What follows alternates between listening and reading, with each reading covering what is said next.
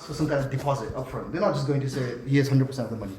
So you've already proven that you've got some money saved up that you could choose to use towards rent. Any bank will ask you to prove that you've got enough money coming in that you can satisfy the monthly installments to the bank. You've now proven that you've got enough money coming in on a monthly basis to be able to rent a house. Now, someone might argue, yeah, but that makes it more expensive renting a house privately. But don't forget, we're not talking about cost here. Something halal or haram is not kind of decided on the cost of it. Yeah, we're talking about how would a normal conventional mortgage become permissible, and Mufti Sahib's answers were that no, it wouldn't. He also then went on and said that even if somehow in some country they were able to convince him that necessity is there because they can't get the house, and the interest-bearing mortgage is the only way, he then further corrected that in the UK is aware of the social system that we have in place where housing benefit or whatever would help provide that roof over our head. So he completely dismissed that argument. Anyway, I just thought that for most people, that's the option that they take. Fortunately for us, there is if the slide decides to change. Alright, that's one too forward. For us, there is an alternative which we refer to as a home purchase or a mortgage alternative home purchase plan. Wrongly, a lot of people refer to it as Islamic mortgages. And I don't like that term. None of the ulama who helped kind of create these products to help people save from riba, none of them refer to an Islamic mortgage. A mortgage is something which is haram, and we'll have a look at what the definition of mortgage is in a moment. But when we talk about Islamic mortgages, this is what it sounds like to me. If you had a couple that's dating, they're not married yet, we know that it's haram. And then they decide to get married, we know that they're husband and wife. If we start calling them an Islamic boyfriend or a halal boyfriend or a halal girlfriend, you're going to start sounding a bit crazy. Yeah. So you can't just add the word Islamic against something that's haram and just think that that's okay. So the term Islamic mortgages, I don't like. It's incorrectly used, and it's no wonder that people spend too much energy trying to compare a home purchase plan, which is sharia compliant, to what you get from banks, the conventional mortgages, is because people have started calling it more or less the same thing. So just to get that out of the way, that there's no such thing as an Islamic mortgage. There are mortgage alternatives. Yeah, and that's what we're going to talk about today, inshallah. Just taking this time to change slides. Just wait for it to catch up.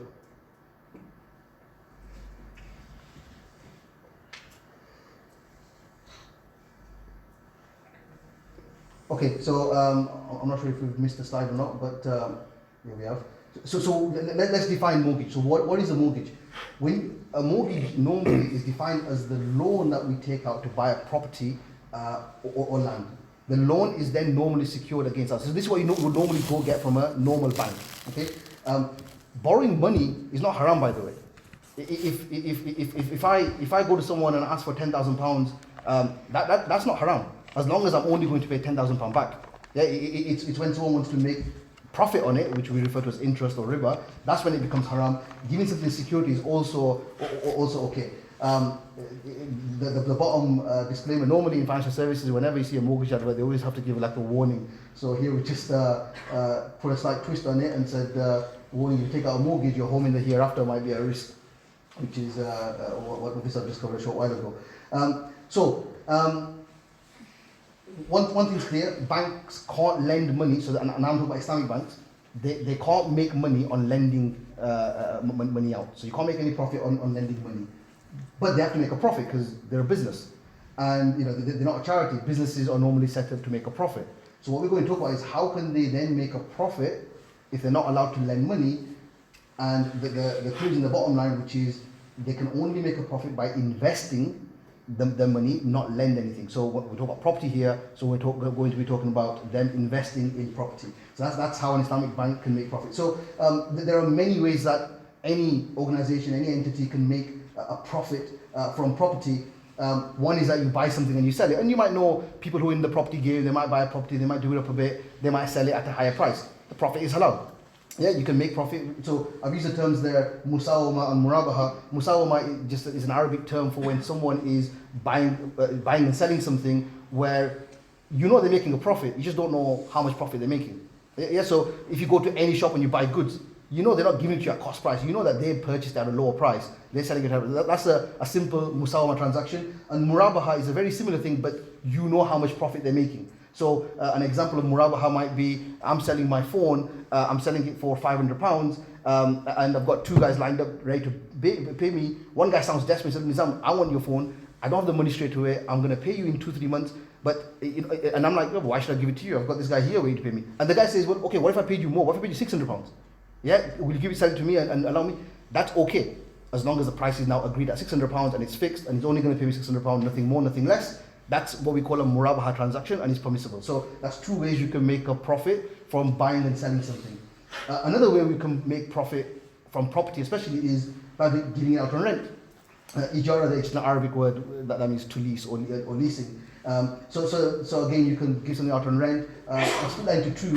One is that I might buy a property and I give out on rent, all that profit is mine, or I might buy a property in partnership with someone. We call that musharaka. Musharaka is just an Arabic word for partnership.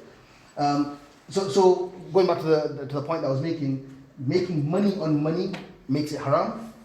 By using your money to buy goods or services and then making a profit on it makes it permissible. So the problem is just making money on money, and that's quite an important part, because if people get this part, then it does take away a lot of the kind of misconceptions that we might have about the Islamic home purchase that are out there.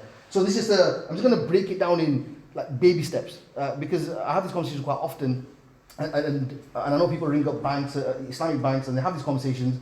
And the guys kind of rush them through. They're probably on, some kind of timer on their call center or commission or whatever. They want the next deal or whatever.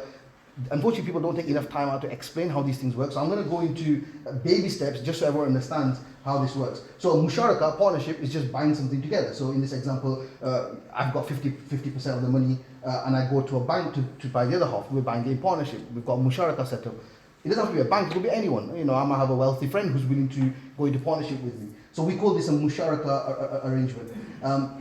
Then you've got musharaka with ijara. So you buy something together, the idea is that you want to make some profit from it. So you're going to get rental income. So you call it musharaka with ijara, where you're receiving rent. If I'm the customer and I decide that I want to live in that property, okay, so let's say me and the bank, or me and Mufti sir, we bought this property together, whatever rent comes in, we're going to half it. Now I decide I want to live in this property. Obviously, I'm not going to pay rent to myself. What I can't do is going to come back into my pocket anyway. I'm now only interested in paying Mufti Sahib or the bank or whoever the partner is, their share of the rent. Okay, so we call that musharaka with ijara. In this, give an example. So let's say the rent for that property was £500. £250 is mine, so I'm not going to pay that to anyone. The bank or whoever my partner is, I owe them £250. So this is simplest form. The rent was £500. If the bank owns half the property, I should only pay half the rent for that property. I pay them £250. I'm going to build this up slowly, so this is not exactly how it works with Islamic finance that the banks offer, but inshallah, if you go through the baby steps, you'll start understanding how it all comes together. I think I've just got another example where if it's 30%, 70%, same thingy. I'm now paying £350 to the bank because the bank's got 70% share in it. I've only got 30% share, so I'm saving that £150. That's just to give you an idea of partnership. Again, I appreciate it's very basic. So what I'm describing so far, it just sounds like a shared ownership scheme. They've been around forever, or ever since I've known about this kind of stuff. Housing associations have always been around offering these kind of shared ownership schemes where you buy the property with the housing association. You might have 25%. They own the other 75%. You pay them rent on their share of the property. And in its most basic form, yes, this is a shared ownership scheme. In fact, we call it a co-ownership agreement, which is shared ownership. They are sharia compliant.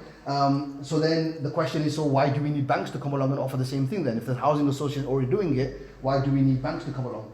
The problem with housing associations was that you can't just go buy a property whenever you're through a housing association. They have limited stock. They'll be in certain places. You might want to buy a house that's close to the masjid or close to your local school or close to some other relatives or friends or whatever. You don't have that luxury when you go to housing association. They'll have set properties in certain locations. So unfortunately, we don't have a say in exactly where we go by. And then you can only staircase agreement on. Staircase just means when you're buying more shares from them, you can't just say, right, every month I'm going to buy more shares from the housing association. No, they have a certain process in place. You have to apply after a certain time.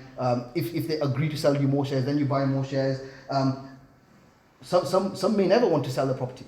Yes, so you might not always be able to own it outright. And when they work out how much you're going to buy more shares at, they always revalue the property. So if the house price is going up, each time you're buying more shares, you're going to pay more for that share.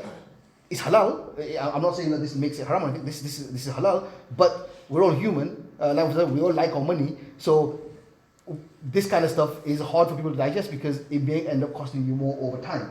And the rent that they charge you is normally based on local rent rates. So when you're then talking to people who are, paying with, a conventional mortgage, and you're seeing how little they're paying, we know that it's going to cost a lot more than the local rents that we're then paying. So for this reason, shared ownership schemes weren't always that popular with our community, and people still felt the need that they had to go get a conventional mortgage. For some reason, this is taking us time to switch slides.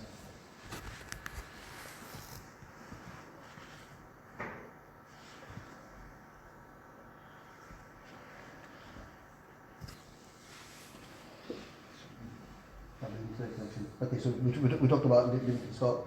I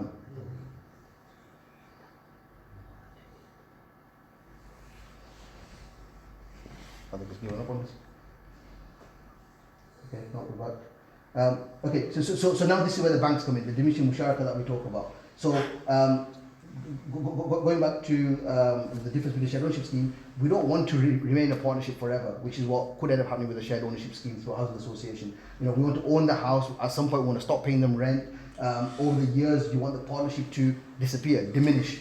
So this is when you hear about Islamic finance and banks offer Islamic finance, you probably heard the term diminishing musharaka. Yeah, the word diminishing is an English word that's saying that the partnership is reducing over time.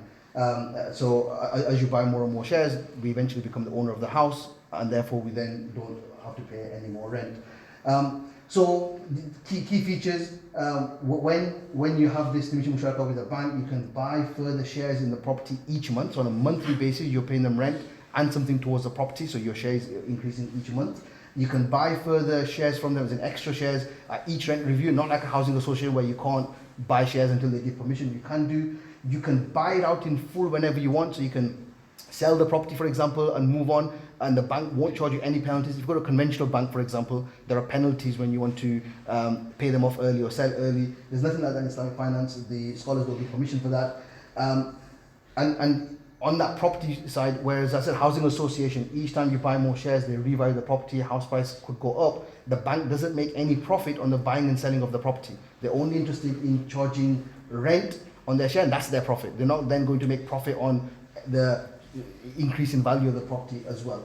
And then the rent that they charge is, and we'll cover all this stuff in more detail as I go through, the rent that they charge is not based on the local rates, because we know that, like we said before, we're all human, we like our money, we don't want to be paying the local rates, we want to save some money.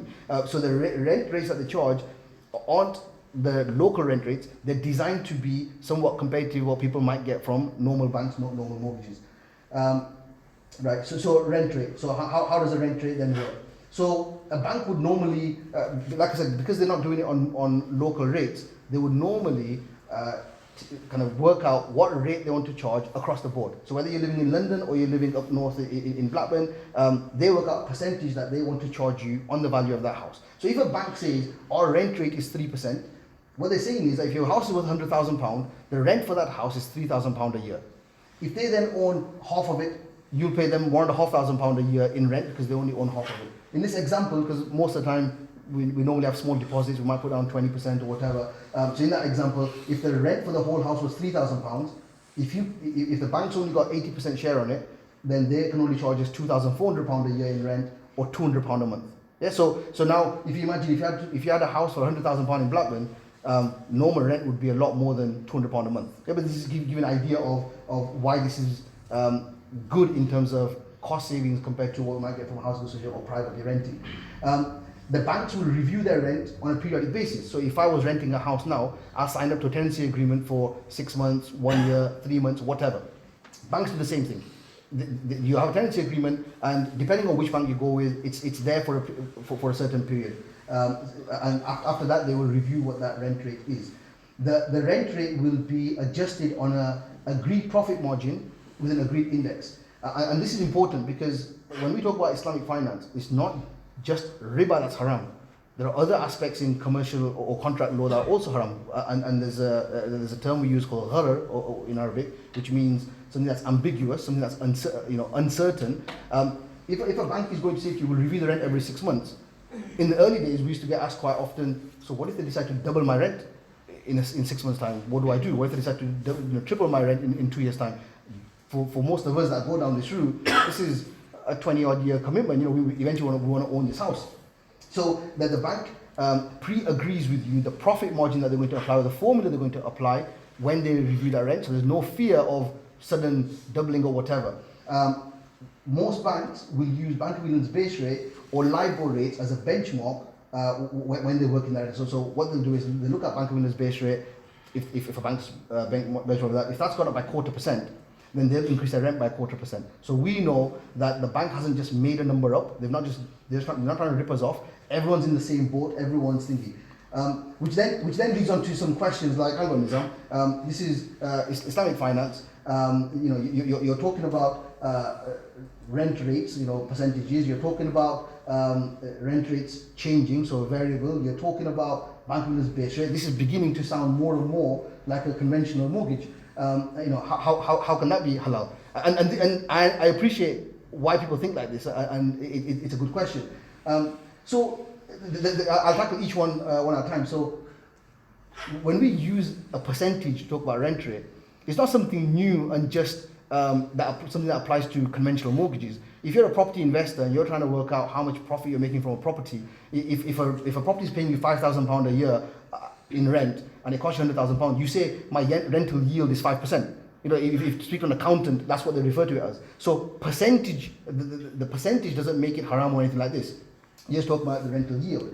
The fact that it's a variable, again, doesn't make something haram as long as the formula is understood and there's no gharar, no uncertainty in the transaction. For example, if you jump into a taxi and the taxi is on a meter and it's based on distance and time or whatever, we're not 100% sure what that price would be. But we know that the method is consistent. Whichever customer jumps in a taxi, and whichever customer jumps in the taxis from that firm or whatever, they're all going to be assessed in the exact same way. So the driver, at the end of the thing, when he says, my meter says this, he's not making a number up. You're not being ripped off, and that's enough of a criteria to say there's no uncertainty in this. What you're being charged is fair. So as long as the formula is explained to the customer and the customer agrees, the gharar aspect is not there. And then this is the main part. I think this is the one that really people feel a pain on it or winds them up, which is using Bank of England's base rate or LIBOR rates to link the rent rate to. Because hang on, Bank of England's base rate is, we're talking about interest rate here. Yeah, so if you're linking it to that, surely this makes it haram. So Mufti in the book that I mentioned earlier, Introduction to Finance, actually mentioned this point quite well. The first thing is, the rate at which rent is charged, that's not what makes it halal or haram. And the rate at which interest is charged is not what makes interest halal or haram. It's the fact that you're paying more on money or receiving more on your money, that's what's haram. Doesn't matter what the quantity is.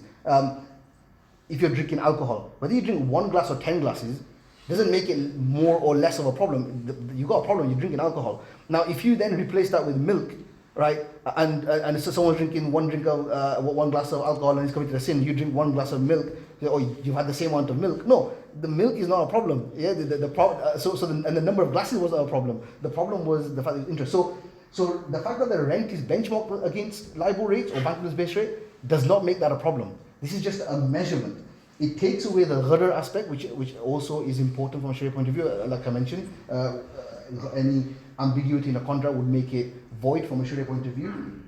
And the other point is to stay competitive, because they're not going to come and revalue your house each time to see what the market rent is and how much rents have changed by. Because if we have to pay for that surveyor to come each time to recalculate it, none of us would be happy that we're having to pay each time for the bank to reassess what the rent should be. So by doing this, one byproduct or side product that's being achieved is the rates are staying in line or somewhat competitive with conventional mortgages, because sadly, not all of us are that God-fearing that we'll stay away from conventional mortgages just because it's haram. Unfortunately, cost is an important aspect for most of us. So this way, it keeps Islamic finance in line with conventional mortgages, as well, so people don't feel that they're being ripped off in the name of halal. So I'm just going to give an example of monthly rent. I think it's quite obvious from what I explained in the last slide. If the house costs £150,000, the customer had £60,000 as deposit, so they've got 40% of the money. They go to the bank to invest as a partner in the other share. So the bank puts out £90,000, and the rent rate I've given as an example is 3%. By the way, that's quite a fair rate to use as an example. These are the kind of rates that banks use in Islamic finance as well. So if the rate was 3%, £150,000 is £4,500 a year, or £375 a month. In fact, again, just to reiterate the point, because a lot of people say Islamic finance, they rip you off in the name of halal and this or whatever. This is a good comparison that if you owned a house worth £150,000, if you just think about how much rent you could get from that property, it's going to be a lot more than £375. Yeah, so to be fair on the banks, they are charging way below what the market rents would be. And I know people automatically start comparing to conventional mortgages, but let's not forget, what's haram is haram. We're not there to talk about what conventional mortgages do. We're here to discuss how can we do this in a halal way. And from the halal options that we've got, this is a cheaper route.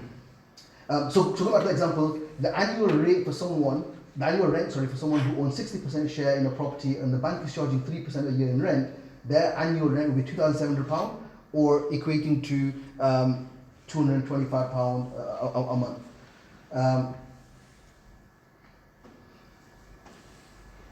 So I've got a slide here that just kind of sums up some of the stuff that I've been saying. On one side, you've got the home ownership, the shared ownership schemes.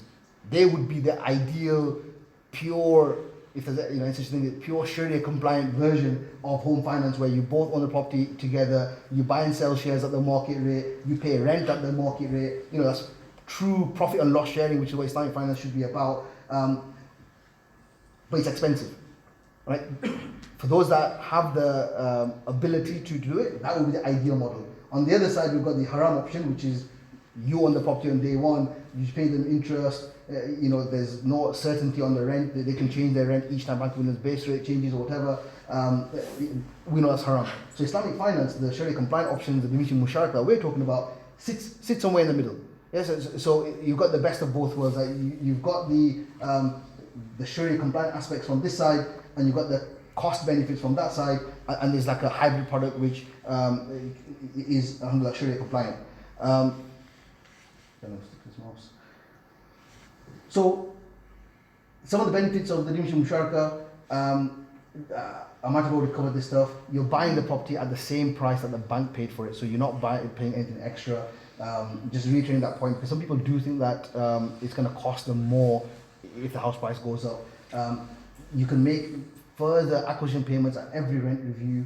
You will only pay rent on whatever share the bank's got. So each month when you're making payments towards a property, your share is increasing, so the amount of rent you're paying is going down. And when you make further, say if all of a sudden you've got £10,000 in savings and you buy further share from the bank, again your rent does drop. So that there is an immediate benefit, and you can buy them out at any point, and there's no penalties. I've just talked about your monthly payments, the rent that's due to them is paid, plus you're paying something extra towards it to acquire your shares. So whatever your monthly installment is, normally the banks would include both the rent and something extra towards acquiring further shares in the property. How much rent you pay each month, going back to the same point, depends on how much share the bank has got. So, people say to me that, okay, so if my installment's this, how much of that is going to rent? There's a few factors. How much share has the bank got in that property? How many years have you got left on that arrangement? But again, I'm going to touch on that in the next slide, how the actual split works. So this is a very simple way of showing how this works. This is not actually how the banks do it. The next slide will show how the banks do it. But when this stuff first started, in the early days, there was a bank called United National Bank that actually tried to start using this model, where they said, okay, if someone wants to make a monthly installment, so let's say, if I was still with this example, £40,000 house, Customer had £10,000, bank bought £30,000 worth of share. The customer is going to buy the house back from the bank at £30,000. And I've just made this up, yeah? So 10-year term, rate of 10%. I've been working this 19 years, nobody's ever charged anything even close to that, yeah? So this is just to keep the example simple, I've just gone with 10%. So if that was a scenario, and the monthly, so if you divide £30,000 by 10 years, it means you would have had to put down £250 each month towards a property, and then they put the rent on top of that. Now, so in the example, I calculated that the rent in the first month would be £250, plus if you're going to pay £250 towards a property, your installments £500, then each month, because you're increasing your share by £250 every month, the bank share is going down, the rent is dropping. So that's what this chart is showing here. That if that's the rent, the dark blue is the rent is dropping each month, and you're paying the same amount for the property. That is how most people find this very easy to understand, and that's how one of the banks tried promoting this. The problem was how do you get someone to pay £500 in the first month when you go to another bank and it's only going to cost you £300 or whatever? It comes across like it's very expensive. When people start comparing, they think, yeah, £500, that's way over the odds. But so this didn't work. A lot of people found it very hard to digest, and they didn't like it at all. And I think it was probably from these kind of models that in the early days, Islamic finance probably got a bad name. It wasn't that it was more expensive. This would actually save you money compared to the current models that are out there. But because of how people's minds work, people have convinced that the current model is better. In actual fact, this would have saved more money because you're paying a larger amount each month. So let's talk about how banks actually do it now. Is everyone getting it so far? Is it too fast or? Yeah. I have tried to do it in baby steps because I've still not got to the point how banks actually do it. And there's a reason why I've done it like this. It's once you start getting that side of it, then it becomes much more easier to understand how the banks actually apply it. So going back to that same thing then, so paying £250 towards a property and then the rent above it was making the installment too high. Instead, the bank decided, okay, what if we did the other way around? Let's work out what the rent will be in the first month. So in that example, it was £225 a month. How much can you afford? So let's say you decided you can afford £500 a month, or you can afford £1,000 a month. So then how many years do we need to apply for that if I pay £500 a month, the bank's getting its rent and my house is paid off? And they use something which we call an amortization formula, which is an accountant in the room, they'll know what that is. Conventional banks use the same formula when working out the split between rent and the property purchase. So this is how it actually works. So if you look at your monthly installment might be, so I've just worked this out, that again, same example, monthly installment that banks would actually charge if the rate was 10%, like I said, rates are more like 3%, that kind of stuff. But let's say it was 10%, the installment would have been £396.45. This is how the banks now do it. So the installment stays the same, £396.45. So they take out what's due to them in rent, that's a dark blue bit, and whatever's left over, they put in towards shares in your property. The following month, your rent has gone down slightly, the installment stays the same, so you're now paying a bit more towards the house. And that carries on a monthly basis. As your rent reduces, the light blue part is how much you're paying towards the property, they then increase how much thing is. So your installment is staying the same, and it would stay like that until there was a change in rent rate, or you decided that you've got some lump sum payment and you're making a payment towards it. So now they've got to that part, you probably see now why there are similarities, especially the way the rent and the home is returned. And the reason why I put this slide here is that I say to a lot of people that just because two things are looking the same, hopefully by now you understand what the difference is, and just because they look the same doesn't mean that they are both the same. And I've just got here a couple that's not married dating. We know what they're doing is haram. If they were married, to me and you they look the same. This one's walking around, a couple walking around with a child. How do we know whether they're married or not? Yeah, but there's a big difference in the eyes of the one above. Same with if you're having a drink with alcohol in it or a drink without it, a mocktail. They might look the same, but we know that as Muslims there's a difference. And then the haram halal food is quite an obvious one, that the chicken on the plate is going to look identical if it's cooked the same way or whatever. And to a non-Muslim, it's like, what's the big deal? Chicken's chicken. For us, there's a massive difference. They went through a particular process, and that process makes it okay for us or not even. And that's the same point about the last line, that what I've gone through might show a lot of similarities between a normal mortgage and an Islamic home purchase plan, and a lot of people criticize a lot of the features of it because it looks the same to them, but the main point is riba is haram, and this process of buying the property and the bank charging rent makes it halal. Or I think you use the term halalified. Anyway, so I hope now that's a lot clearer, that just because they look the same, that there's still a difference. I think I've been through some of these points a few times now, about how you can buy shares regularly. They bought at the same price. There's no penalties for buying the house out. Rent is reviewed periodically. So this is a summary of what we've talked about so far. It can even be used for refinancing, and that's quite an important one. If someone has already got a house on a conventional mortgage, you don't have to now get up and sell the house and think I'm going into renovation. You could approach one of these banks to buy shares in your property equivalent to whatever you owe the conventional bank, and you can pay them off, and then you just, because you enter a new partnership in that property, you just pay them rent on their share of the property. So it can be used for refinancing as well. I'm trying to work out how to do that at the bottom. That's I've described now how it works. So I'm going to go through these questions now. If you've got any other questions that are not on that list, then you might want to kind of make a note on a piece of paper if anyone's got any questions. But I'm going to go through these questions because these are the common ones that I get asked when we've done these kind of talks before. So the first question here is, if I make lump sum payments, how does that help me? Because I talked about the split in the rent and so on. So what happens if I make lump sum payments? So in this slide, I've used the same example again, and what I've done here is, let's say someone makes a £5,000 installment every 2 years, on top of the normal installments. They're making the normal monthly installments, and then they decide that, I've got £5,000 saved up 2 years later, and they make a lump sum payment. So I'm just showing you what happens. Initially, the installment was, I think it was £396 or whatever it was, and then at the end of 2 years, this person's made a £5,000 lump sum payment. Straight away, the installment has dropped because the amount that they were paying in rent has dropped. So the whole installment has dropped. Again, 2 years later, he makes a lump sum payment, the installment drops again. This is obviously saving them money when they do this. So does that make sense? When you make lump sum payments, your share is increasing, the rent goes down. I put this in as well because there's one of the banks, one of the main providers, Al-Momineen, they actually do one better. If you are making these payments and being able to save money up, you've got £500 saved up, it means that installment was affordable and you've got surplus money, you've been able to save up extra money as well. So sometimes you don't want them to just reduce the monthly installment, because that means it's still going to take you 10 years to pay it off, or 20 years, 25 years. You're still going to be with them for all that term. What you want to do is pay it off as soon as possible.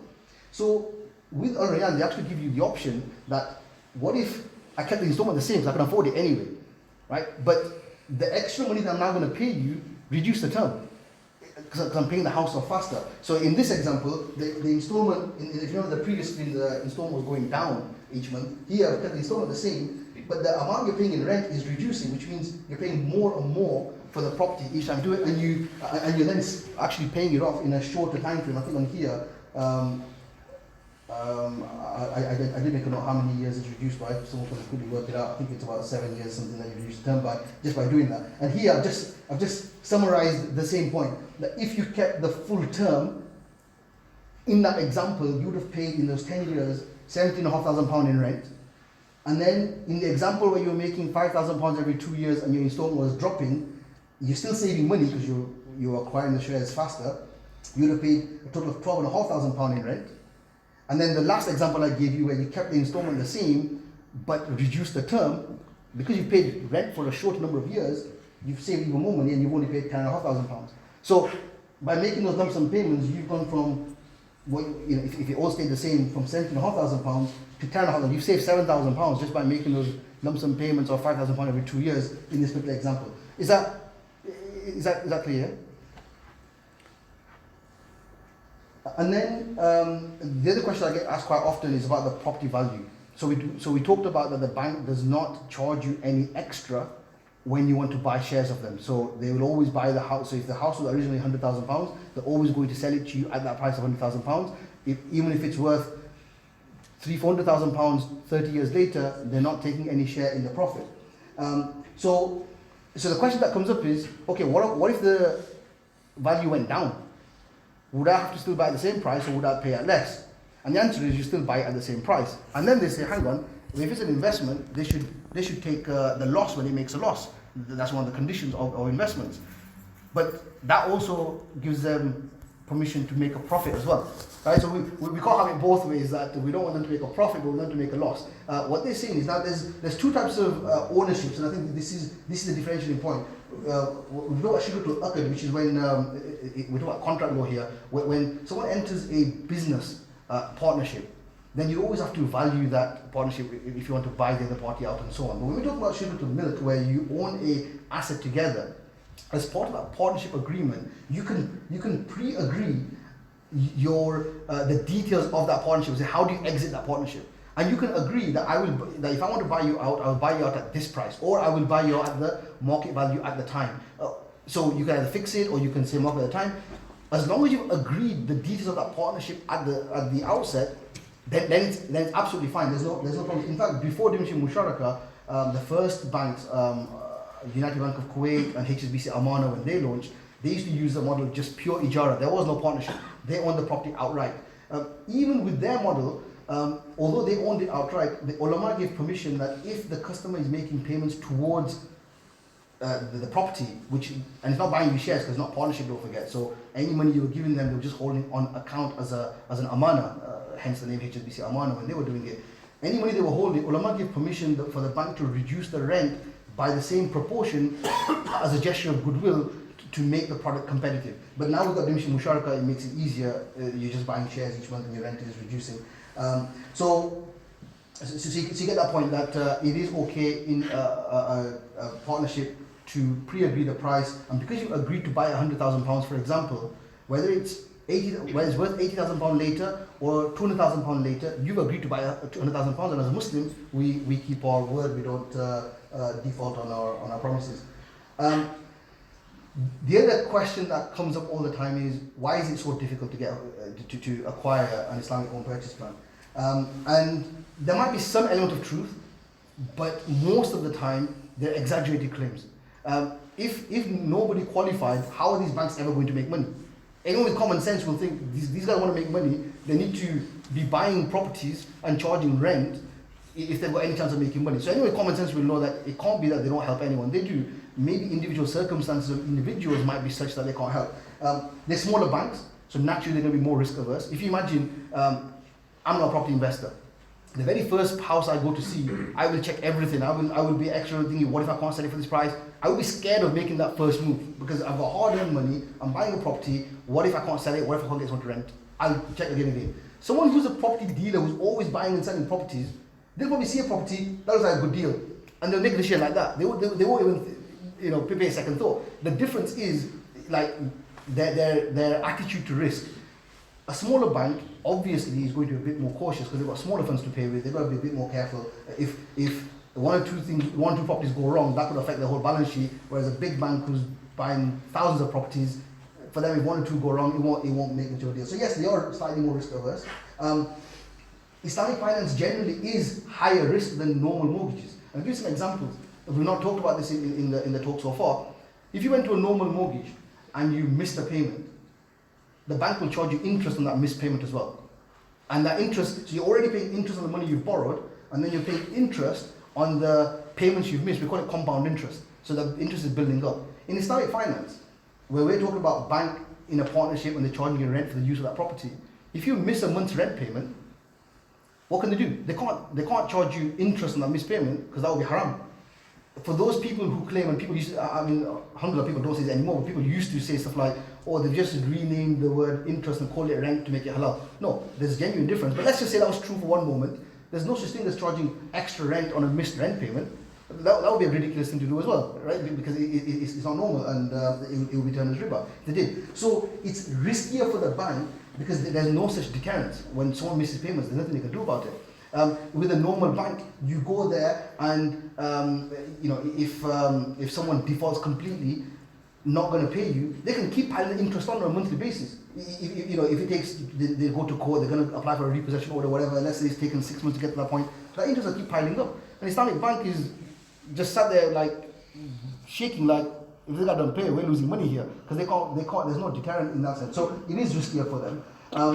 Then there's the PRA is the Prudential Regulatory Authority, which looks after or regulates banks. So all banks, including conventional banks, are regulated by them, and they have a rule that banks have to restrict how much they assist customers with at 4.5 times their income.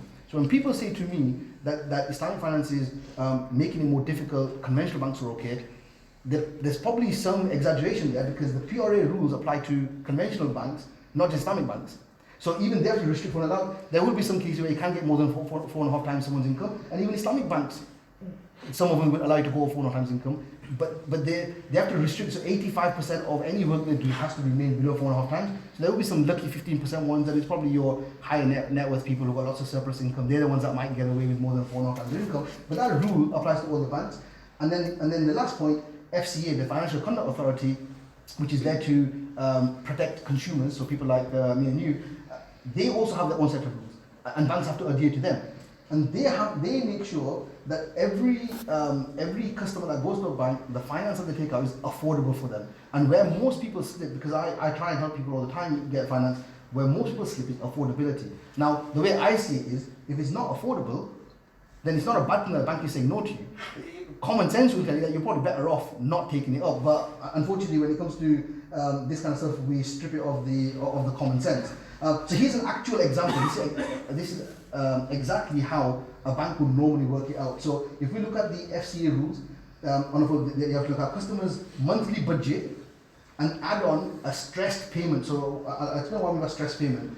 If a bank is charging you 3% in rent rate, for example, it's not enough to say that, look, they can afford it. The installment's £500, they can afford it. The FCA tell the bank that because there's going to be a rent review, and this allows conventional mortgage because there's going to be a variable interest rate, the FCA expects the bank to add on 3% to the current rate, work the installment out on that higher rate, and then check, can he or she still afford it? Because if there is any fluctuation, they might be able to afford it now. What if they can't afford it in the future? So this is FCA rule. No bank in the UK can get away with that rule. So when someone says, oh, normal banks will give you whatever, it's not true, because the regulation won't allow it. So stress test plus the budget planner. So this is an example from when I first made this slide. Al-Rayyan was like the main player in this field. There are others now that are even better. But this slide was created a long time ago. But the figures are still correct. I checked that before the presentation today. So this is how Al-Rayyan would do it. They look at the Office of National Statistics to look at how much a family would normally spend. So I'll give an example. So let's say, for example, I'm married with 3 children. According to the Office of National Statistics, it would cost me £1,495 to run the household. That's talking about gas, electric, food, clothing, going out, everything. In the early days, I never used to really agree with these figures too much. But after going through lots and lots of budget plans with people, detailed ones when we're trying to challenge the bank, I came to the conclusion that, you know what, if this is out, it's probably out by 10% tops. It's actually very accurate. If someone's honest about the expenditure, now there will be some exceptions. There will be someone who's, very traditional, maybe in the way they dress, very simple households. There will be some exceptions that spend a lot less. But if I look at 80-90% of the people, these figures are a fairly reflection of how much it will cost people. So now imagine this scenario. So I've got a family of I've got 3 kids, £1,495. On top of that, we need to add on, if I've got any other borrowings, let's say I've got a car on lease, or I've got credit cards or loans, which we shouldn't have as Muslims, but let's just say someone had it, they have to add the cost of that on as well onto there, the cost of council tax, because that's not included in these Office of National Statistics figures, and that stress payment. So by the time you start adding all this stuff up, so let's say the stress payment came to £600, for example, I would need to be earning £2,100 net each month for the bank to say, yes, okay, you can afford this. Yeah. Now this formula should be applied by all the banks, conventional banks as well. The difference might just be these figures, ONS figures. There might be a slight different interpretation of the ONS figures. Unfortunately, what we've got in anything to do with Muslims or Islam at the moment, the climate is such that when it comes to regulation or whatever, all eyes are on us. If you look at the media, if you look at schooling, for example, if you've got an Islamic school or a Darul Uloom that's running a school, whenever there's an offsite inspection, you know that the level of inspection is a far greater level than what you might get in a normal school. We all start shaking, or they're coming. Unfortunately, this is the climate we're in. So for a bank, their reputation is important. Their ability to carry on servicing customers is important to them as a business. So they need to be extra cautious and make sure they're ticking every box. They can't let things slip, because unfortunately, a normal bank might let a few slip or whatever, they'll probably get away with it with a slap on the wrist. You know that if an Islamic bank does it, there's going to be big articles, or Islamic bank thinks regulation doesn't apply to them or whatever. So unfortunately, yes, they will stick to regulation line by line. They won't take any shortcuts. So the question here is it fair that these difficulties are there, and shouldn't they be helping Muslims? And the first question, is it fair? Yes, it is. Because just because we want it doesn't mean someone should give it to us. It's not like kind of a God-given right that you want to buy this house, or so someone should give you money for it. No, it's a privilege that these services exist. And if it's out of our affordability, then I think the bank is doing the right thing by saying no, because financial difficulty is one of the biggest causes of family problems and so on. So why would you want to put yourself in that? So I think it is fair if they're following the rules. If they're just making it up that, oh, we don't want to give it to you just without any explanation, that's different. But if they're following the guidelines, then I think it's fairly fair. I mentioned here, saves you from financial stress, and as Muslims, like I said before, our job is to live within our means. Shouldn't they be helping Muslims? It's a yes and no answer. Yeah, they were set up because they see a gap in the market that, oh, these guys need a halal way of buying the house. They can't go to conventional mortgages. They've not got money with friends and family now. So they see a gap in the market, so they're set up for Muslims in that sense, but they're not a charity. They didn't set up because, oh, these bichara Muslims, how are they going to buy a house? Which is unfortunately what a lot of people think. A lot of people think, yeah, but the Islamic bank, they're Muslim, they should be a bit more lenient. And I say to people that, look, when your local butcher decides to open a meat shop in our area, and he's selling halal meat, he's not sat there thinking, oh, these bichara Muslims, how are they going to eat halal food? I better open a shop here, it's my obligation. No, the guy's thinking, cha-ching, Muslims here, no halal meat shop. If I open a halal meat shop, they'll come to me. He's doing it for business. But yes, he's doing us a favor as well, because it made it easier for us. Now there's a halal way of buying the thingy. But I think we kind of switch off when it comes to finance, and we think the banks owe something to us. No, they don't owe us anything. So, and I think that's important to clarify. Like I said, I don't work for the bank, so I can say this. The slides got stuck again. Okay, the services make money. So I mentioned here, reputation for them is important. Actual regulatory pressure, like I gave the offset example, they are under a lot more pressure. Recent articles against Al Rayyan Bank. I'm not sure if any of you read it, but about 6 months ago there were these big articles about Al Rayyan Bank that they are funding fundamentalism and this kind of stuff. And all they had done is, back in the day, with some charities like Ummah Welfare Trust and whatever, who had their bank accounts closed by HSBC and so on, Al Rayyan is a Muslim bank, they're legitimate charities. Charities Commission have said they've done nothing wrong. So we are within the law to help them run their services and open bank accounts. These articles took this and said, oh, they're helping fundamentalists, HSBC and so on, said no to them, and these guys go and thingy. They were within the law, so they carried on doing it. But the point is, nobody accused HSBC of helping fundamentalists in the past, and their bank accounts were there. So Islamic banks, unfortunately, have to be worried about this kind of media kind of attack and so on. Some people say that affordability, that if you don't qualify, all this Islamic finance is a farce. They don't give you money. Like I mentioned before, they're not there to reject people. They want to make money. The only way they're going to make money is by saying yes to people, getting people on board and charging the rent. So it's an exaggerated claim. If you don't qualify, it's because of your own particular circumstances, and the affordability isn't there. Right. Next question, why is Islamic finance more expensive? And the question I always ask is, compared to what? What are we comparing with?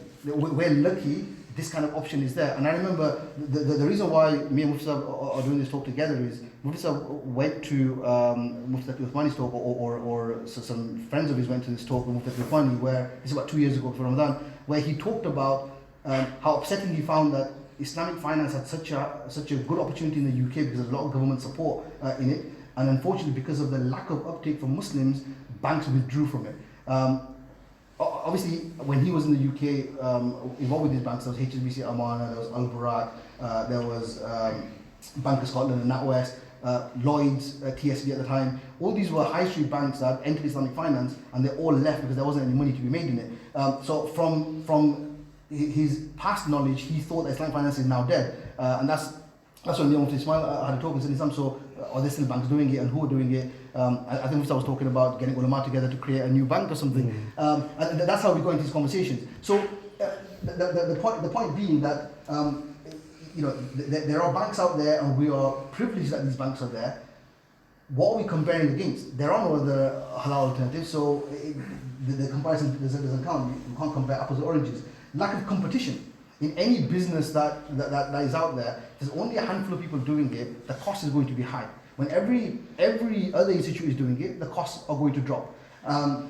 So moving on, lack of demand, economies of scale, the higher the volume, the overheads get reduced, our costs. So if you look at Islamic banks, they'll do what? A few thousand houses in a year. If you look at conventional banks, they're doing hundreds of thousands, and that's going to make a big difference. They could never really compete with conventional mortgages anyway. So let's say they had the same level of business and they had lots of competition or whatever, they could still never compete with conventional mortgages because of some of the examples I gave earlier. With a normal bank, they know that once we get this customer in, we'll give them a really low rate of 2% or whatever. We'll fix it for 5 years or whatever. That bank knows that you can't go anywhere for 5 years. For 5 years, if you try moving, they're going to charge you a penalty for moving. So they'll make a certain amount of money from you regardless. An Islamic bank, they're not allowed to penalize you because back in the days of slavery and so on, Islam was encouraging people to get out of a debt situation and so on. So the ulama don't give permission to apply penalties for those who don't pay off early. So you could take something out today, sell it 3 months later, and the bank can't charge you any penalties for going. They've only made 3 months of rent from you and you've gone. So how do they then compete with a conventional bank who can charge 2-3% of the finance amount? They can charge you fees for what you wanted to sell. So they can't compete. Compound interest I talked about already. If you miss payments, an Islamic bank can't charge you anything extra. Conventional banks can. So even at a lower rate, they could make more money. They then cross-sell products. If you go to normal bank, they'll try and sell you life insurance and income protection and that kind of stuff. Again, because of the grey area and the majority of ulama are still against insurance. Generally, Islamic banks can't force you into any of this. So there's no cross-selling. There's no making commissions or money elsewhere.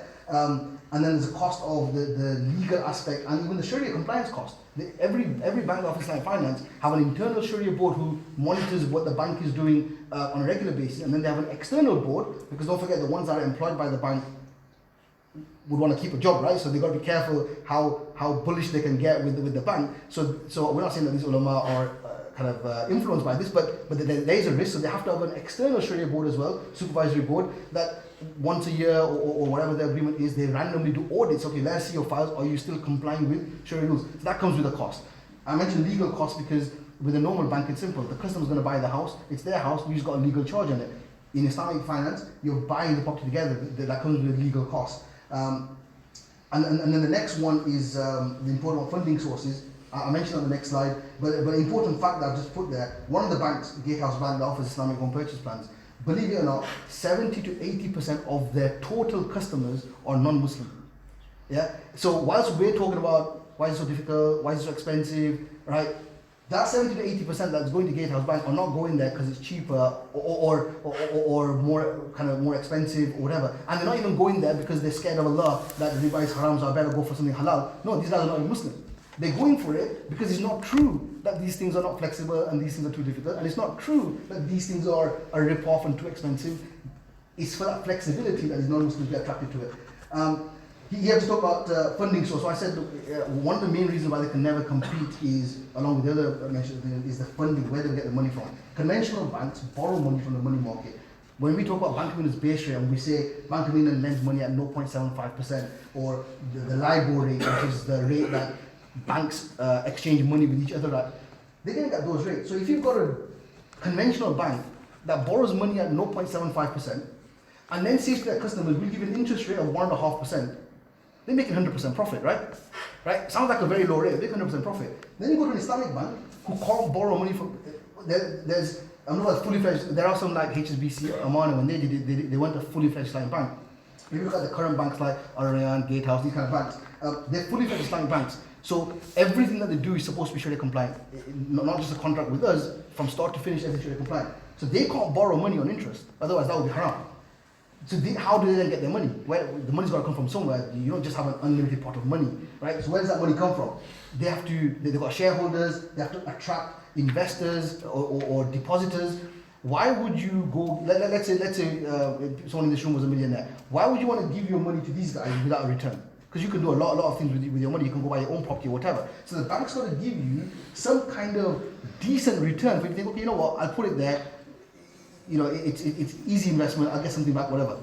No one's going to put it in for 0.75% or whatever. They're going to want some fairly decent return for the so the problem the banks have got is when they attract their money in the first place, how do they attract it when normal banks are getting at 0.7%? They can't do this. So what they do is they attract investors and say, look, we're going to buy property with this, right? We'll charge X amount. When that rent comes in, we'll give you a share of that rent. So when Islamic Bank says 3% rent rate, for example, they probably have to say to these investors, look, we'll give you 2% of that. So you can have 2/3 of the money. Just put the money with us. We're charging 3%. You can have 2/3 of it. The bank's still making a profit. They're making 1%. So they're still making something. But compared with the example I gave before, commercial banks charge you 1.5%, half of what the Islamic Bank is charging. So we think the Islamic Bank is ripping you off, but they're making 100% profit. And then you've got the Islamic Bank, it looks like they're charging you double, but the profit margin actually is a third. Yeah, 33%, not 100%.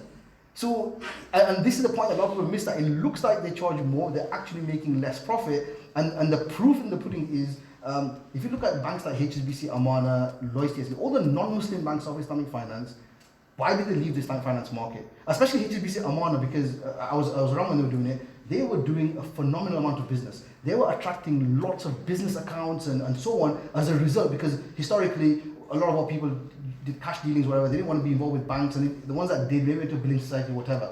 All of a sudden, this conventional banks of Islamic finance, they opened up a gateway. You go to the bank, you get your Islamic finance, and then you start doing your banking or whatever with them as well. So for HSBC, it was a good proposal of attracting customers. But when compared to the conventional finance, the profit margins weren't there, because they promised customers that they would ring fence their money that they make from Islamic finance, they ring fence it, and ultimately create a different model where all the money is from halal means. And the reality was they couldn't do it. It could never be profitable. So all the non-Muslim banks of Islamic finance, every single one of them, none of them do it anymore. All of them left the Islamic finance market. The only ones that are currently doing it are Muslim banks, Muslim organizations. Obviously for them, the mindset is different. They're Muslims and they want to be doing something for the Muslims, or even for themselves, maybe get halal income. So that's the proof that Islamic finance is less profitable, even though to us it might look like it's costing more. So I said at the bottom that we might not like the commercial terms, but that's the best that's out there, and we've got to make do with it before even that disappears. We've already seen before that banks have gone. HSBC, Amana, a good example. Al-Burak was an excellent one. That was run by Bank of Ireland. They left. So the danger is that these could go as well. So this is the best we've got. For final question, I think on that list, double stamp duty. This comes up quite often. I'm surprised it comes up because double stamp duty was abolished in 2003. So it's been long gone. People still come to me and say, oh Nizam, I hear Islamic banks charge double. I'm like, charge double on what? And they're not even sure what this term double cost has come up, and it was back in the day, because whenever in the UK, whenever a property changes hands, you pay stamp duty. So when the bank first bought the property with you in partnership, stamp duty should apply, and when you finish paying it off and the property becomes yours, stamp duty should apply again. Obviously it was unfair for Muslims and they were paying double stamp duty twice, but the Finance Act in 2003 got rid of that. If someone is doing it for sharia reasons, they only charge you stamp duty once. So, and there's a particular form that solicitors have to fill in to say that, yeah, this is sharia compliant finance, that's why there's going to be two changes of ownership. So the government rules were there to allow for this. But since then, this thing kind of stuck with people, charging double. When I ask people, charge double what? They're not really sure. They just heard this rumor that they charge double. This is what they normally talk about. Who are the providers? Again, in the past, Ansar Finance, HSBC, Al-Burak. Al-Baraka comes up since I've been started doing it. They've not been around, but I think in the past, Al-Baraka Bank used to offer Islamic finance here. Lloyds, TSB used to do it. RBS, NatWest. These are the ones that are gone. Currently, you've got Al-Rayyan Bank, United Bank Limited, Abu Dhabi Islamic Bank. They're mainly for high net worth people. Gatehouse Bank, Ahli United Bank, Arab Banking Corporation, Qatar Islamic Bank.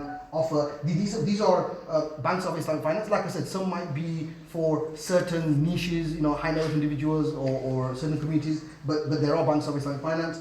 Up and coming, Qardus is there for business finance, so based on principles of commodity murabaha, which I don't like as an Islamic finance model, but anyway, it's there. Then you've got Stride Up, Unmortgaged, Halo, Primary Finance. All these last few are, I think, better than what the current banks offer, and I think by the end of this year, all of these will be up and running. Stride Up, Halo, Primary Finance, they work on the principles of shared ownership scheme. From a sharia point of view, it's better, but from a cost point of view, unfortunately, it's going back to the argument that if you want it pure halal, then unfortunately, because there are costs, these will probably be more expensive than what's currently out there, but I do like it as a better model.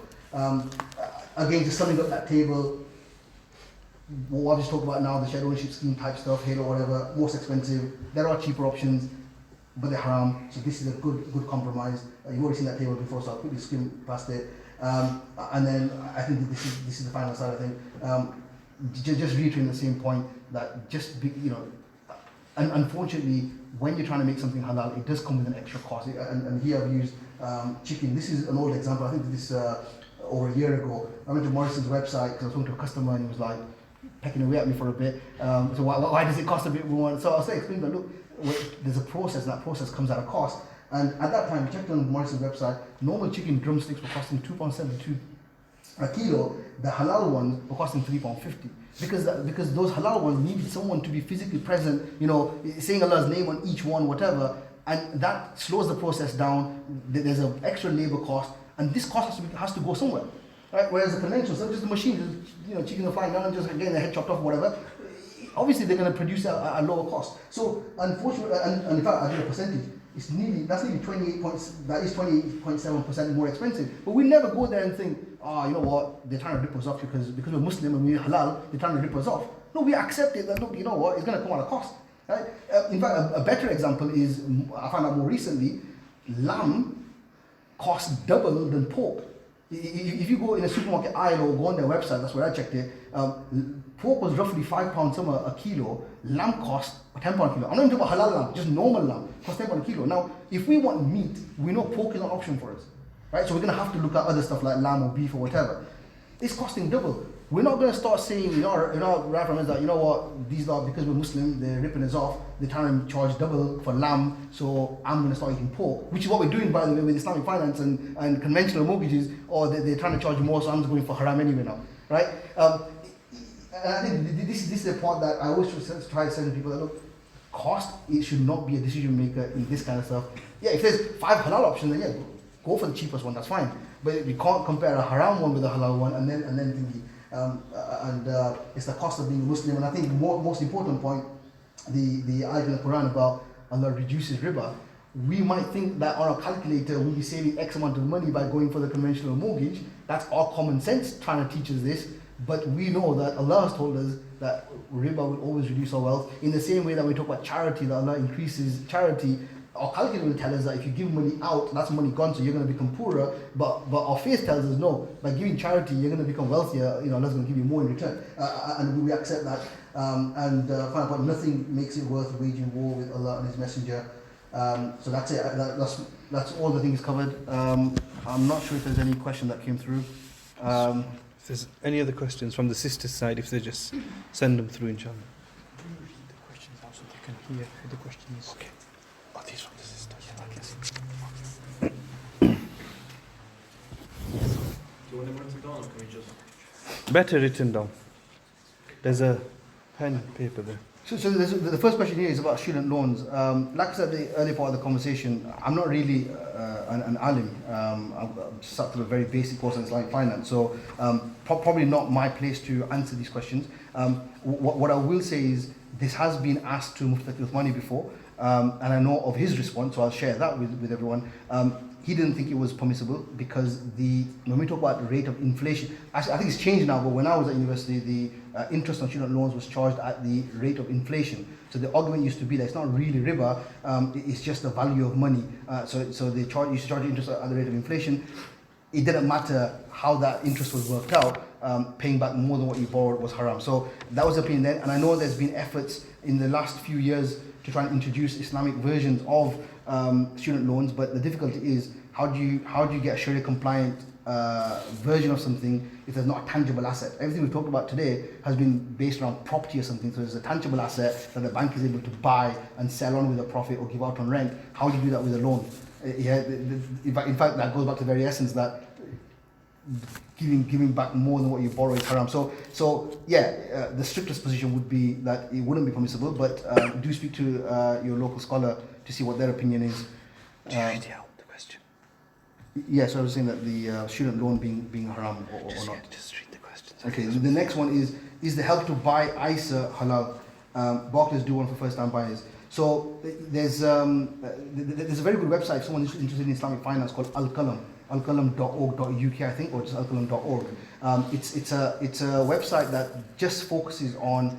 It was actually initially put together for ulama. So ulama, if they've got questions, they go to this panel. This panel specializes in Islamic finance. Unfortunately, what we've got is most of our local ulama, when they do their studies, this kind of commercial law is a very small part of their thingy. And then an alim would have to then decide that he wants to go into that as a specialty and then do further studies. So and it's difficult to know which scholars have got these extra qualifications. So Al-Qalam is a good place to go. Now, according to Al-Qalam's website, so for those who don't know what Help to Buy ISA is, with Help to Buy ISA, whatever money you put in, the government gives you, when you're using that money to buy a house, the government gives you 25% bonus on top of it.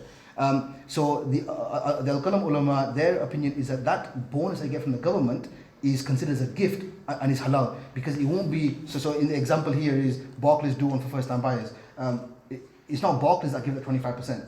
The government gives it, so that's a gift from the government. In fact, Help to Buy ISAs are no longer available for new people anyways, it's gone. So it just finished about a month ago. It's actually a decent scheme, finished about a month ago.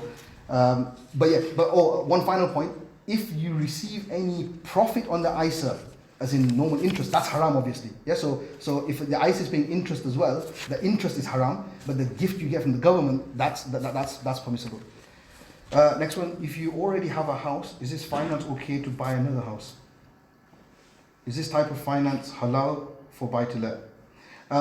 So if you already have a house, is this finance okay to buy another house? I'm not sure if I understand the question, but if you mean selling that house, using that money to buy another house, the answer is obvious, yes it is. If they mean releasing equity from that property, so you already got a house, you sell some shares to the bank, so the bank is paying you to buy some shares in the property, and then you're going to use that money to buy another house, yes, it would be okay. Is this type of finance halal for buy-to-lets? So the answer is yes as well. All these banks do offer buy-to-let finance. Just to add to that, so I come from a Hanafi background, so I know, so the rules for Hanafis are slightly different. From a strict Hanafi point of view, if you enter into a partnership for a commercial reason, so the home purchase plans that we talked about so far really is for us as customers to live there, for our own house. If it's purchased for a commercial venture, then really, when you're buying more shares from the bank, it should be calculated on the market value at the time. That's the strict Hanafi position for those that are of the Hanafi school of thought. But even Mufti Uthmani, who's also a Hanafi scholar, he's always given permission for the buy-to-lets, because we live in a country where it's not just one school of thought. And it's not just one community, one background. So the rules are quite generic. So buy-to-lets are permissible.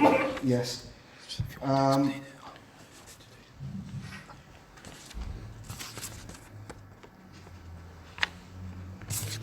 Okay, so the next question, I think this one should be for an alim. What is the stance on buying items from, for example, August, that allow you to purchase an item and pay back within 12 months? I'm guessing interest-free.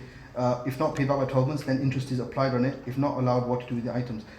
My understanding is that if you're buying an item on interest-free credit, then it is permissible, as long as the price is what it was at the outset.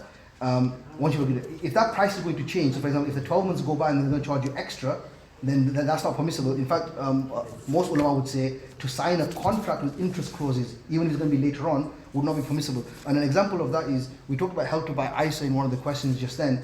There are current, so the ISAs are finished, but there are still Help to Buy schemes for people who want to buy a property where the government gives 5% interest-free loan for up to 5 years, something like this. Now a lot of people take this loan out thinking it's sharia compliant, but the ulama say that because after the 5 years there will be interest attached to it, so if you don't pay off in 5 years you'll pay interest, they don't deem that as sharia compliant, because we don't know for sure that in 5 years we'll be able to pay it off or not. There's no monthly installment towards it, you just got 5 years to return it or start paying interest on it. So I think that August question is probably in a similar thingy. This what happens in the case of default. So the question is, conditional contracts are not allowed, and it says multiple contracts. How do Islamic banks reconcile this? And a follow-up question: what happens in the case of default? So this conditional contract stuff comes up quite often. Now the understanding I've got is that when there are two contracts that are so mingled, kind of thing, that it's hard to differentiate what each contract is, and it gives a complicated outcome, then it's not permissible. But to have more than one contract in one go, in itself is okay. And the example that I was taught was Prophet ﷺ once gave his shield as security for a transaction where he owed money. So you've got this loan arrangement, the loan contract, and then you've got the security contract, so that there's more than one contract taking place, and that's normally given as an example of multiple contracts. A loan is not kind of haram. It's when there's a complicated outcome where you can't differentiate it. In fact, to make it worse, because people used to say to me before that in Islamic finance you've got this buying and selling contract, and you've got this rent contract, so there's two contracts in one. If you want to complicate it further, it's actually much worse. There's an agency contract, because you as a tenant is taking responsibility to look after the property on behalf of your partner, the bank. So there's an agency contract. There's also a legal charge. So on your share of the property, the bank has a legal charge, so you don't disappear and sell your shares to somebody else. So there are multiple contracts, but the ulama are okay with that because it doesn't create a complicated outcome. What happens in the case of a default? So in the case of a default, to be honest with you, it's the same as anything else. If you're a landlord and you've got a tenant who doesn't pay you rent for however many months, no matter how nice you are, no matter how much of a good Muslim you are, it doesn't make you a bad Muslim by saying, look, you're not paying me rent, I need you to leave. We need to think. So yes, the same would happen like a normal landlord tenancy arrangement. If you couldn't pay, the bank would ask you to either buy them out through other means. Maybe you can borrow money from someone, pay them off. They'll work with you. So if there's certain circumstances like death in the family, let's say the main breadwinner's passed away or something. In that kind of scenario, the bank wouldn't just say, right, if you're not paying our rent, we're going to take you to court, we're going to ask you to leave, and we're going to sell the property and get our share back that way, you can the rest of it. They would work with the family. It's in their interest to safeguard their reputation as well, and keep that arrangement with you, because the more rent that comes in, the more profit for them. They would work with the person, but the ultimate answer is, yeah, if it came to a point where they can't pay, then obviously they're going to talk about thinking. When I've asked for specific examples, banks have said to me, so on your monthly installment, you've got the rent payment and you've got payment towards the acquisition. When someone starts having difficulty, the bank have said to me on a number of occasions that the first thing they would do is they say, okay, look, if you find the installment difficult to pay, just pay us our rent. Don't make the payment towards acquiring further shares. We'll deal with that later. Just pay us our rent. Then the next step would be, okay, if you're struggling with that as well, what's the problem? You've just lost a job, you're looking for another job. They would work with you for a month or two whilst you're looking for a job. If it looked like 3-4 months later, you're not going anywhere, you're sat at home, then obviously they're gonna take further action. Are home insurance mandatory under home purchase plans? Yes, they are. Because there's third-party liability, insurance is mandatory, and the scholars have given permission for it. I also get asked a follow-up question that are there any Sharia-compliant home insurance policies out there? Unfortunately, there isn't, not that I'm aware of anyway. There have been 2 companies that have tried before, but not work. Again, the problem with finance when it comes to Islam is finance was never supposed to be something you can make money out of. So banks have tried, or companies have tried different ways of trying to make money from it, but the reality is you can't, and the cost of it is so high, it's not competitive. So 2 companies that have tried have failed, unfortunately. So there's no Sharia compliant options. There's something at the back as well. That at the back. Choose occupy the property. I think you've answered it.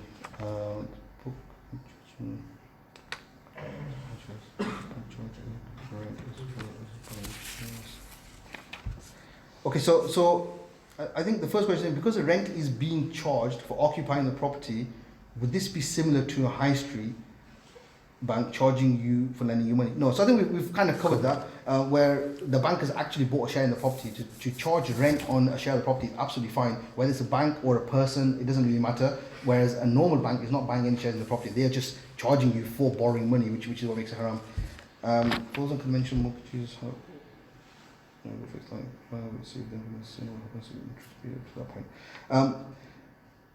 So if someone's already got a conventional mortgage, how can they go for an Islamic home purchase plan? So I briefly touched on this before. Yeah, in the same way that if you're buying a new property and you enter into a partnership, you put your money down, they put their money down. Similarly, if you already own the house and now you want to get out of the riba, let's say you've got a house with £150,000 and you've got a mortgage on there for £100,000, you basically approach one of the Islamic banks and say, okay, look, will you invest £100,000 in that property? I need that money to pay off this bank or whatever. and then you just start, once that arrangement goes through, you start paying them rent on the share they've bought from you. So yeah, it's pretty straightforward. Will that save you from the sin? Of course. And I think there's an ayah in the Quran where what you've what's done of riba, let go of it, and then it's between you, the person and Allah.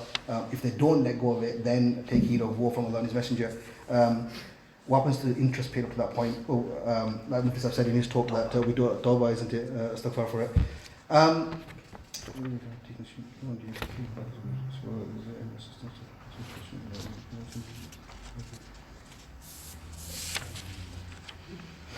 Okay, so this is talking about student loans again. If you've taken student loan out, what is the ruling on it? Again, this is not really, I'm not really qualified to answer that question. But yes, I would definitely recommend trying to pay it back as soon as possible. See, we're fooled by the kind of the scheme that you only need to pay a certain percentage each month and whatever. But what we don't realize is that all they're doing is dragging it out for us. By saying you don't have to pay until you earn a certain threshold, and by saying you only have to pay X amount towards it each month from your pay, all they're doing is dragging it out. Interest keeps piling up. Interest isn't waived, even when you're not earning the minimum threshold. It's not like they're not charging interest till that point when you start earning it. No, all they're saying is you make payments after that. They're still charging interest. So really, where possible, you should try and pay it off as soon as possible. I don't know of any halal way of borrowing the money, because really the only halal way of borrowing money for Muslims is qarz hasna, where someone lends you X amount of money and they give it back. So I don't know of a halal way of doing it. If you've got a property, maybe you can release equity from there using the home purchase plans and use that money to pay off the student loan. Maybe that's an option.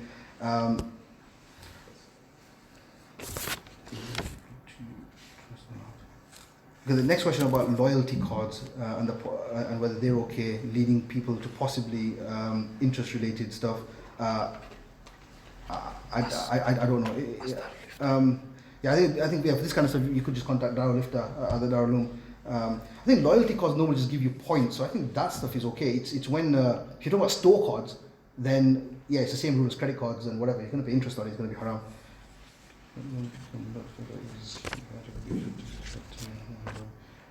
Another question about student loans, that after 25 years the debt is written off. So does this factor whether it becomes halal or haram? Again, I think it might be one for Darul Ifta. I don't know the answer to that question. Does the banks have strict checks when doing investments to ensure the source of finance for investors is halal to ensure?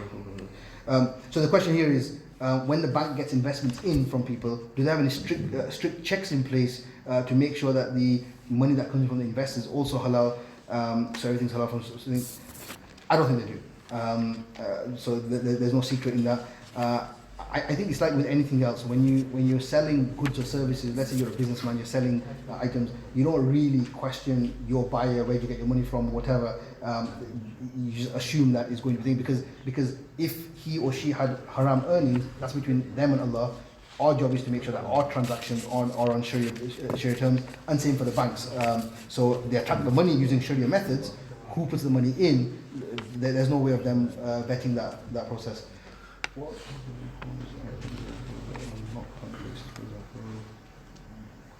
So this question is, what alternative models of purchasing homes are currently available that are not bank-based?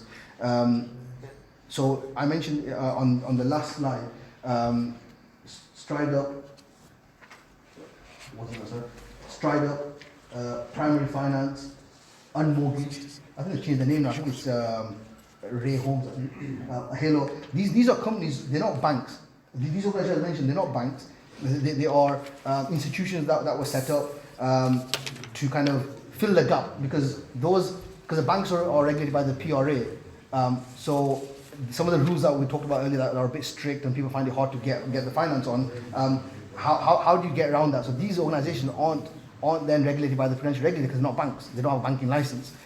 So they find a funding line so they can get some investors, get some money, and help people buy property. They're not a bank, so they're not bound to PRA rules. They still have to follow FCA rules on affordability, by the way. It's just they don't have to worry about 4.5 times income, whatever. So they're good, but they'd be expensive. So Stride Up, Halo, and Unmortgage. You own your property outright. Can one take out home insurance? Okay. So the question about if you own your property outright, can you take out home insurance?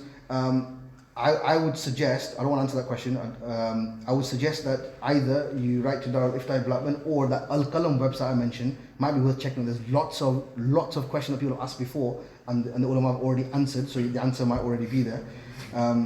Or credit cards allowed as long as you pay whatever interest rates. Again, I don't think I should answer that question. I think we should leave it for an alim. Or credit cards allowed as long as you pay the money borrowed before the interest starts. There are different opinions. Some say if the contract has got interest clause in it, you can't sign that contract. Others say if you're never planning to pay the interest, it might be okay. But again, I think it's better if you ask a scholar.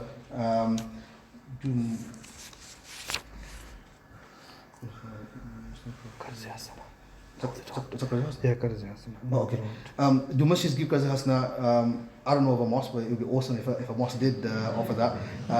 Is there any Muslim crowdfunding available? There is actually, but it's normally been for property investors. They crowdfund to buy property as investment, and each person takes a share of the returns. There are some. I mean, the ones I normally see are related to charities and that kind of stuff. There is Muslim crowdfunding available. I don't know what this question is talking about. But there are definitely Muslim sites out there. Which scholars schemes is approved by so this question, which scholars endorse these schemes and is it approved by any of the iftar departments in the UK? So every bank that offers Islamic finance, they will normally put on their website who their scholars are. So all of them have got scholars on their thingies. From my point of view, the ulama that they use, almost all of them, are very kind of highly qualified scholars, especially from the bank point of view. I know there's some new startups coming. I don't know about their sharia advisors, but from the bank's point of view, they all use kind of like international kind of names, so people are familiar with them. And in terms of the caliber of these scholars, I think it's safe to say that their knowledge will be above most of us or most of the kind of local scholars. Like I said before, when I had doubt, we went directly to the source, because Mufti Uthmani is a scholar whose name is put right from the beginning with some of this stuff. In fact, a lot of people credit him for almost devising a halal way of buying property. So he was on the Sharia board for most of the banks at the start. He resigned of all his commitments in the UK, so he's not there anymore. But for example, from the current banks, and the only ones that are left is probably Al Rayyan. He used to be on the Sharia board when he used to sit on boards in the UK. In terms of iftar departments, I don't know specifically, but I know that someone that came to me for finance about 2 years ago did contact the Blackburn Darul Iftar thingy, because they contacted me with some questions about how the product works. He eventually took the case up, so I'm assuming that he got the thumbs up. I know Mufti Muhammad from the Leicester Darul Iftar, who's in Blackburn doing a talk today actually. I know he approves of this kind of stuff. So in theory, the model is fine. For each individual bank, I can't comment, which scholars are okay with it, which ones are not. But as in theory, that's scholar thingy. Home fully one normal, if you want to invest in a new project, you get extra income. So this is a question. Someone's already got a house and they want to invest in another property to get extra income that's rented out. What's the best route? So I've already kind of mentioned before that you could release equity from a house and do what you want with that money. But I have to also stress, it's only fair to give both sides of the thingy. These products were designed because we had a perceived necessity that we had to own a house, and ulama kind of put this together to find us a way out. It was never really designed to be something used for commercial gain. Although you could do it, but I'm just saying that it's important that I mention that it wasn't for commercial gain. In fact, it was put together to fulfill that perceived necessity. We talked about, some things that are not quite thingy. The example Mufti Uthmani gives for this kind of finance is, he used the example of a traffic light. When the traffic light goes red, we all stop. That's the system, that's the law. If you're in a rush and you've got like a petrol station or something on your side, and you decide that the light is red, you're in a rush, you're going to drive through this petrol station, come out the other end so you can continue on your journey, you've not broken the law. Okay, so you're complying with the law. However, if every person started doing this, what's the point of that traffic light being there in the first place? We just completely messed the system up, right? So I think it's only fair if I mention is that really from a pure if you look at the spirit of Islam and the spirit of why riba is haram and so on, then the better methods would be what's up and coming, or kind of using the housing association type of route. This is just like a healer. This is like a way out for those who feel the pressure of owning a property. It's a halal way of buying it. For doing it for investments, to make money and so on, I think we are pushing the boundaries. And I mean, everyone does it, unfortunately a lot of people do it, but it is going outside what the spirit of Islamic finance was about. Is why invest halal. They're in the UK as well, Asian American country. Yeah, there are some good brothers behind it. I've not, because I'm not involved with investments and that kind of stuff. I just help people advise on home purchase plans. I've not done any research on their background or the scholars, but they are authorized as Sharia compliant. A lot of people have a lot of respect for them.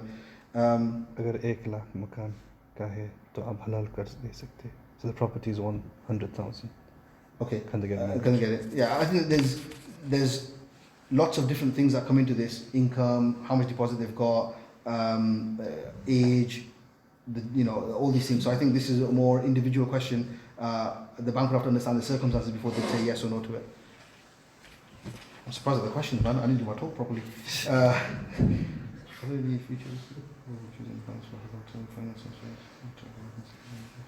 Okay, so this question is basically asking about, are there any risks involved when choosing these banks for halal finance? And I think in the early days we used to get asked quite often that how do you know the banks are going to be around 2 years later, 5 years later, whatever. Because the UK has got a very strong, robust financial system and very strong regulatory bodies. What the banks can or can't do are strictly governed by these authorities. I don't know of a bank in kind of living memory that collapsed and everyone lost a house or anything like this, because they're still regulated by the FCA and the prudential regulator. The same protections that you get from normal banks apply to Islamic banks as well. So the protection is the same. And there have been banks that have stopped doing it. Al-Burak is a good example. HSBC Aman has stopped doing it. Just because they stopped doesn't mean that customers don't get serviced anymore. So yeah, the same protection is there for everyone. What normally would happen in that situation is the bank was going to go bust, for example. Either the government will come and bail them out because the financial stability for this government is very important, or another company comes and buys that book out. But because the contract is written in law, nobody that comes along could change your terms of your contract. So let's say, for example, a non-Muslim bank came along and said, we'll buy all these properties, and it was Halifax or whoever. Because you signed a legal contract that you're paying rent for this property, whatever, even if Halifax bought it, which is a non-Muslim bank, it wouldn't change your contract and it wouldn't become any more haram or anything like that. So that's okay. How flexible is halal finance in terms of adverse credit? So, I mean, there's no equivalent of kind of subprime mortgages or whatever in Islamic finance. So they do expect you to be someone who's credit worthy, as in someone who's going to pay the rent on time. One interesting point is Islamic banks don't do credit scoring. So a lot of people go to normal banks and they check your credit score. If you've got a low credit score, they might turn you down. So people try and get a high credit score. And I get customers who actually come to me and say, oh, I just took out 2-3 credit cards, but I don't really need them. I'm just using it to build up my credit score and whatever. They don't realize that Islamic banks don't even do credit scoring. And the reason for that is that if you've never taken credit out, that's enough of a reason for you to have a low credit score. Now, if we're expecting Muslims to be staying away from riba all the time, we are expecting them that they've not had a loan, they've not had a credit card, they've not had a car on finance or whatever, so they're never going to build up a credit profile. So they will have loans. So all the banks do a credit check, but all they're looking for is, has he paid his dues on time? So if you've not had any missed payments or whatever, then they're happy. But adverse credit, if you had defaults, if it's especially if it's within the last 2 or 3 years, then there's a chance they would say no to you because they want to get paid their rent on time. They can't even charge you extra if you miss it, like conventional mortgages would. So no to adverse credit unless it's old. Can you please explain the bank base rate on halal purchase plan? Okay, this question asking about explaining the bank base rate on halal purchase plans. Because we've already gone through it, I think it's unfair that I start repeating it. But if anyone wants to see me at the end, I'm more than happy to go through that point again. Unless others have got the same concern. We talked about why it's okay to use Bank of England's base rate as a benchmark. Were people kind of okay with that point, or should I go through it? Okay, so whoever's written the question, you come see me at the end, inshallah. We'll go through that. It's 10 questions from one sister. 10. How many more left? That's it. So That's that's all. one, I think a lot of them you've answered just probably whizzed through 'em. HPP is a cheaper option to shared ownership. So in a nutshell, HPP is a cheaper option to shared ownership. Yeah. So the home purchase plans are cheaper than shared ownership schemes because you're buying it at the same price and you're not paying market rent. You're paying a lower rate of rent. So yes. So where do you guys make your money? So when you say you guys, don't forget I don't work for any of these banks. Yeah. The bank makes its money through charging you rent. So it might be a lower rate of rent than what housing associates charge, but they are charging you rent, and that's where they're making their profit. How do you calculate the percentage rate? Again, I think maybe a similar question to Thingy. The rent rate it's a commercial decision. The bank decides how much profit they want to make in the first instance. But once they've made that decision, you sign up to it, then they say, okay, we'll review this every 3 months or 6 months or 1 year, depending on which bank you're with. And for that, they benchmark it from that bank from this base rate. So if base rate goes up by 0.25%, your rent rate might go up by 0.25%. But initially, in terms of how they decide how much profit they want to make in the first place, it's just a commercial decision. If they overprice, they're not going to get any customers. If they're underpriced, they're not going to be around for too long. So that's just a commercial decision when they're working out how much rent they charge. They also have to bear in mind how much they've promised their investors as well before they work out what the profit margin is. What do you need to do to be eligible for a home purchase plan? Minimum earnings, minimum upfront, etc. There's a broad range of products now. To be honest, you can get Islamic home purchase plans for as low as 5% deposit. In terms of minimum earning, there's no actual minimum earning, but you have to be able to prove that you've got enough net income to pay all your household expenses and your other financial commitments and whatever, and you've got enough money then left over to make your monthly installment to the bank at that stress rate that I talked about earlier, which is the FCA rule. So there's no minimum per se, but I think if anyone's got less than say 15 grand income, then I think it's probably safe to say that it's not going to be enough, because if you're single, if you're single, then your outgoings are going to be what, £500-600 a month. So yeah, maybe 15 grand is enough. But if you've got a family, then if you're earning less than 15 grand, chances are it's not going to be enough income to be able to prove affordability, unless you've got other forms of income. As a way to save your money in the long run, is there any time this isn't the case? So this question saying that from the examples I gave, the home purchase plans in the long run would save money compared to shared ownership schemes. Is there any time this isn't the case? I can't think of a case where a shared ownership scheme would be cheaper. By the way, I'm still a bigger fan of shared ownership schemes from a sharia compliant point of view, as in if you want to live within the spirit of Islamic finance, like the traffic light example I gave before. Shared ownership schemes are still better than what the banks offer. It's just what the banks offer is halal, and it's far better than what you'd get from a conventional mortgage. Can you list places that offer home purchase plans besides Al-Momineen, which is the best and why? Okay, so talk about what other banks offer. So I did mention on the slide a few names because there's quite a few banks. Al-Momineen have just been good at marketing, so they're like the name that everyone knows. In terms of which is the best and why, it's down to individual circumstances. For everyone's circumstances are different. So Al-Momineen charges for their own solicitor. Rates are okay. There'll be another bank where the rates are lower, but you have to pay for the legal fees are higher. We've got one bank where the rate might be a touch higher than Al-Momineen, but they don't charge any legal fees. So depending on how much your property is, there will be some scenarios where one bank will be better than the other just because of the costs involved.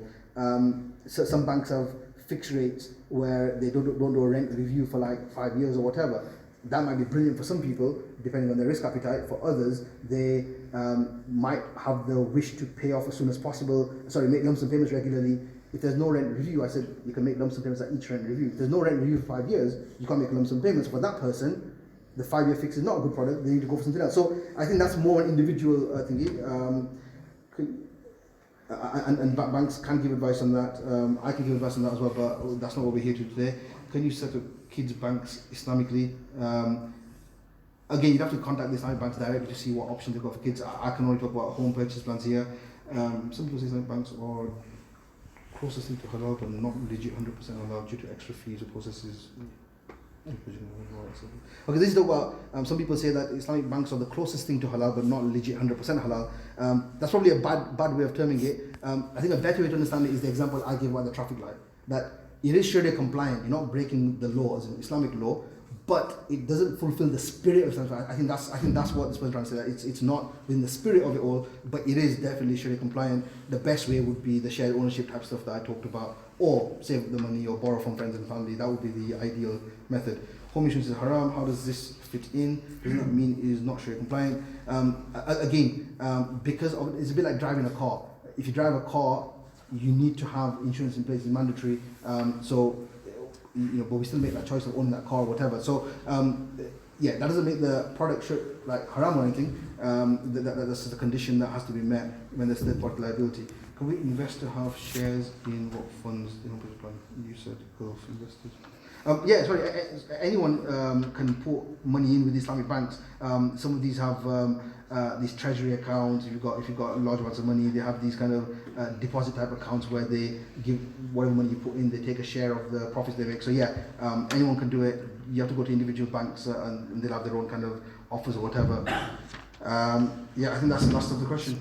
Jazakallah khair everyone for listening. I hope I made sense. I forgive from one if I said anything wrong. Inshallah. If anyone has any personal situation, circumstances, they can ask Nizam inshallah after the program. Jazakallah khairan, and Jazakallah to Mu'mineen as well for hosting us inshallah. Subhanallah, bihamdihi, subhanakallah.